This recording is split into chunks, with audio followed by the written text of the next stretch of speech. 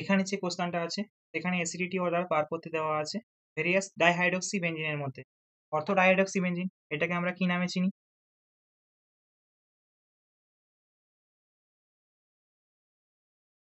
ক্যাটাকল। মেটা dihydroxy benzene এটাকে আমরা কি নামে চিনি? রেসোসিনল। প্যারা ডাইহাইড্রক্সি বেঞ্জিন এটাকে আমরা কি নামে চিনি? কুইনল। তো আমরা অ্যাসিডিটি কম্পেয়ার কিভাবে করি? ধরে নিলাম এইচ একটা অ্যাসিড,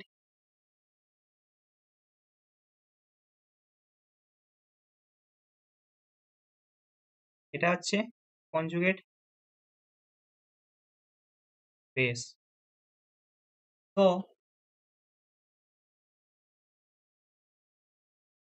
কনজুগেট বেসের স্টেবিলিটি যত বাড়বে তার করসপন্ডিং অ্যাসিডের অ্যাসিডিটি তত বাড়বে। এটা হচ্ছে কনজুগেট বেস, এর যদি স্টেবিলিটি বাড়ে এর অ্যাসিডিটি বাড়বে। তাহলে কি হবে? স্টেবিলিটি অফ কনজুগেট বেস যত বাড়বে করসপন্ডিং অ্যাসিডের অ্যাসিডিটি তত বাড়বে।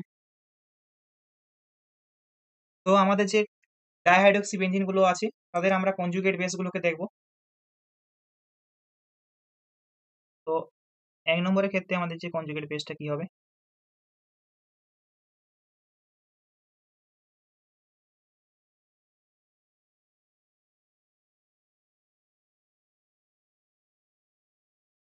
দু নম্বরের ক্ষেত্রে কনজুগেট বেস কি হবে?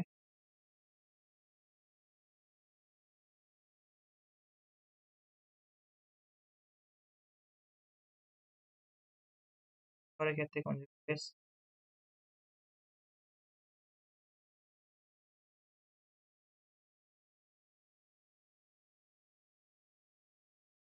এরপরে দেখবো কনজুগেট বেসের স্টেবিলিটি গুলোকে। তো স্টেবিলিটি অফ কনজুগেট বেস কি হবে এখানে? ওএইচ কি গ্রুপ হিসেবে কাজ করছে? যখন অ্যারোমেটিক রিং আছে ওএইচ কি গ্রুপ হিসেবে কাজ করে? প্লাস আর ইফেক্টিং গ্রুপ হিসেবে কাজ করে আর মাইনাস আর ইফেক্টিং গ্রুপ হিসেবে কাজ করে। তো যখন প্লাস আর ইফেক্টিং গ্রুপ হিসেবে কাজ করে তখন কি করে? ইলেকট্রন রিলিজ করে রিঙ্গে। তাহলে ইলেকট্রন যদি রিলিজ করে রিঙ্গে তাহলে কি হয়? ইলেকট্রন ডেনসিটি বেড়ে যায়। ডেনসিটি বেড়ে গেলে কি হবে? কনজুগেট বেসের স্টেবিলিটি ডিক্রিজ করবে। তো প্লাস আর ইফেক্টিং গ্রুপ কি করলো? Plus R effecting group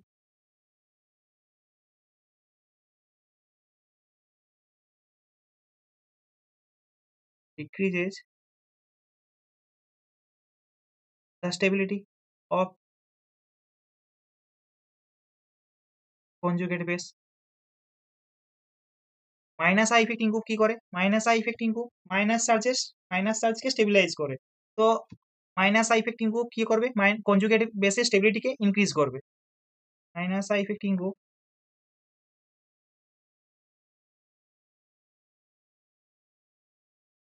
increases the stability of conjugate base। তো 1 নম্বর কনজুগেট বেসের ক্ষেত্রে কি আছে? প্লাস আর ইফেক্টিং গ্রুপ আছে আর মাইনাস আই ইফেক্টিং গ্রুপ আছে। 2 নম্বর কনজুগেট বেসের ক্ষেত্রে কি আছে? এখানে ওইচ গ্রুপটা কি আছে? মেটা পজিশনে আছে। মেটা পজিশনে থাকলে ওইচ গ্রুপ রেজোনেন্স দেখাবে না, প্লাস আর ইফেক্টিং পাওয়ার দেখাবে না। তাহলে এখানে শুধু কি হিসেবে কাজ করে? মাইনাস আই ইফেক্টিং গ্রুপ হিসেবে কাজ করবে। 3 নম্বরের ক্ষেত্রে ওইচটা প্যারা পজিশনে আছে, এও প্লাস আর দেখাবে, মাইনাস আই দেখাবে। যখন কোনো মলিকুলের মধ্যে রেজোনেন্স আর ইন্ডাকটিভ ইফেক্ট দুটোই অপারেটিং করবে তখন রেজোনেন্সটা ডমিনেট করবে ইন্ডাকটিভ ইফেক্টকে। কারণ হচ্ছে resonance is more powerful than inductive effect. তাহলে 1 আর 2 এর ক্ষেত্রে 1 আর 3 এর ক্ষেত্রে রেজোনেন্স আছে। আর প্লাস আর ইফেক্টিং গ্রুপ কি বললাম? স্টেবিলিটি ডিক্রিজ করে কনজুগেট বেসে। তাহলে 1 আর 3 এর স্টেবিলিটি 2 এর থেকে কম হবে। তাহলে আমরা যদি কনজুগেট বেসে স্টেবিলিটি করি এখানে, স্টেবিলিটি অফ কনজুগেট বেসের অর্ডার করি যদি এখানে, তাহলে প্রথমেই পেয়ে যাব 2 এর স্টেবিলিটি সবচেয়ে বেশি। কারণ 2 এ শুধুমাত্র মাইনাস আই ইফেক্টিং গ্রুপ আছে আর 1 আর 3 এ প্লাস আর ইফেক্টিং গ্রুপ আছে যেটা ডিক্রিজ করছে স্টেবিলিটিকে। এরপরে আমরা দেখব 1 আর 3 এর মধ্যে। 1 আর 3 এর মধ্যে প্লাস আর দুটোর ক্ষেত্রে operating minus I effecting group আছে। তাহলে minus I effecting group inductive effecting group কি হয়? Inductive effect. ইন্ডাকটিভ ইফেক্ট হচ্ছে ডিসটেন্স সেনসিটিভ ইফেক্ট।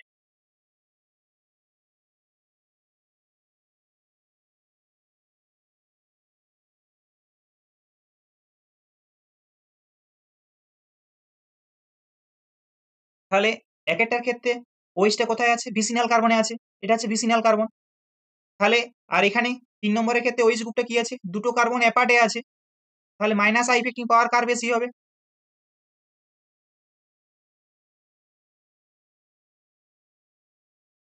এক নম্বরের ক্ষেত্রে বেশি হবে 3 এর চেয়ে। আর কি বললাম, minus I effecting group increases the stability of the conjugate base. তাহলে মাইনাস আই ইফেক্টিং গ্রুপ যখন স্টেবিলিটি করে ইনক্রিজ করে কনজুগেট বেসে, তাহলে একের স্টেবিলিটি 3 এর চেয়ে বেশি হবে। এছাড়াও একেরটার ক্ষেত্রে ইন্টারমলিকুলার হাইড্রোজেন বন্ডিং দেখা যায়।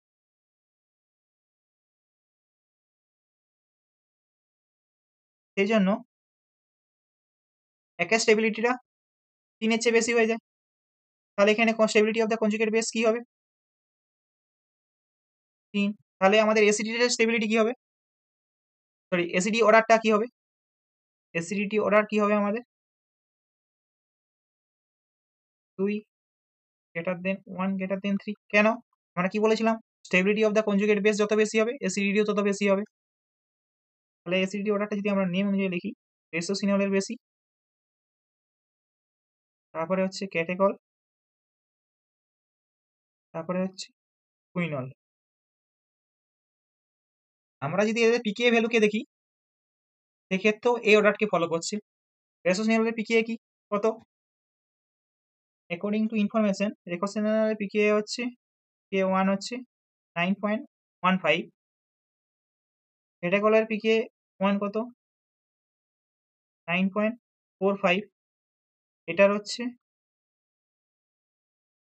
9.8। আর পিকে যা যত বেশি হয় এসিডিটি তার তত কম হয়, কারণ এটা ইনভার্সলি প্রপোর্শনাল। পিকে যা যত বেশি হবে এসিডিটি তার তত কম হবে। তাহলে এক্ষেত্রেও রেসোসিনলের এসিডিটি বেশি হচ্ছে। তো আমাদের অর্ডারটা হয়ে পেয়ে গেলাম আমরা, রেসোসিনলের এসিডিটি সবচেয়ে বেশি, তারপরে ক্যাটেকল, তারপরে হচ্ছে কুইনল। বুঝতে পেরেছো? Thank you.